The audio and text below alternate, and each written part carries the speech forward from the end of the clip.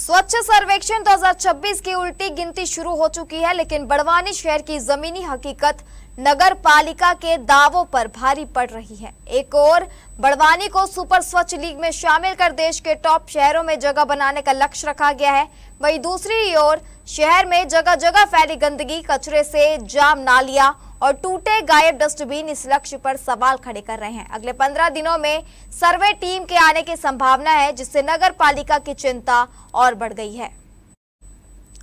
प्रदेश की टॉप 10 सूची में स्थान बनाने के लिए कम से कम 85% यानी 10,625 अंक हासिल करना जरूरी है। इससे कम स्कोर होने पर बड़वानी लीग से बाहर हो सकता है। नई रैंकिंग व्यवस्था के तहत 10,500 अंक फील्ड असेसमेंट, 1,000 अंक garbage free city star rating और 1,000 अंक ओडीएफ वाटर प्लस के लिए निर्धारित है। इसमें मुख्य फोकस दृश्य स्वच्छता, कचरा संग्रहण, पृथक्करण और प्रोसेसिंग पर है। हमारी टीम के शहर का दौरा करने पर स्थिति दावों से बिल्कुल उलट मिली है। बस स्टैंड के यात्री प्रतीक्षालय में कचरा बॉक्स के बाहर कचरा फैला हुआ था। पाला बाजार के सार्वजनिक शौचालय के पास नालियां कचरे से जाम पड़ी थी और आसपास गंदगी का अंबार था। कई स्थानों पर पशु खुले में कचरा खाते नजर आए।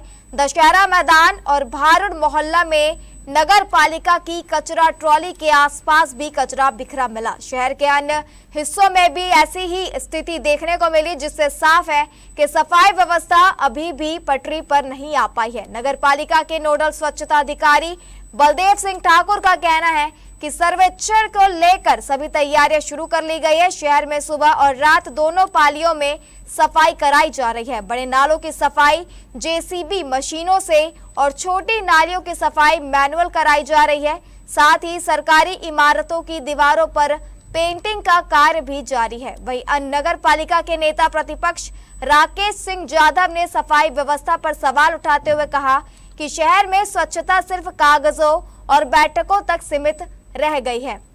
जगह जगह कचरे के ढेर, जाम नालियां और खराब डस्टबिन साफ बता रहे हैं कि जिम्मेदार विभाग जमीनी स्तर पर गंभीर नहीं है। यदि समय रहते ठोस कार्रवाई नहीं की गई तो स्वच्छ सर्वेक्षण में बड़वानी की स्थिति पिछड़ सकती है। स्वच्छता विशेषज्ञ मनीष जैन ने के अनुसार टॉप 10 में स्थान बनाने के लिए जमीनी स्तर पर तेजी से सुधार करना होगा। समय बहुत कम है और चुनौती बहुत बड़ी। यदि जल्द कमियों को पूरा नहीं किया गया तो बड़वानी स्वच्छता की दौड़ में पिछड़ सकता है।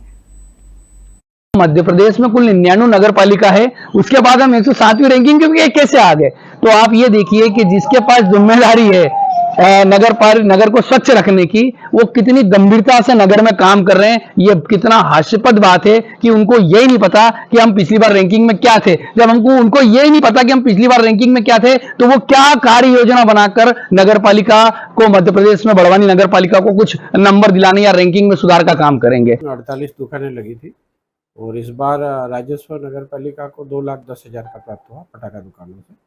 सर पिछली बार की तुलना में इस बार क्या रहा? पिछली बार 3,51,000 था। पटाखा व्यवसायियों में आपसी विवाद के कारण और जो दुकानें जिस हिसाब से पिछले वर्षों में लगी थी एक ही लाइन में, इस बार चूंकि विस्फोटक अधिनियम का पालन करते हुए बीच में 3-3 मीटर का गैप होने के कारण 2 लाइन हुई, इसलिए सहमति उनकी बन नहीं पाई पटाखा दुकानों की। इसके कारण राजस्व कम हुआ। अगली बार हम लोग लेआउट तभी देंगे जब दुकानें पूरी तरह नीलाम हो जाएगी।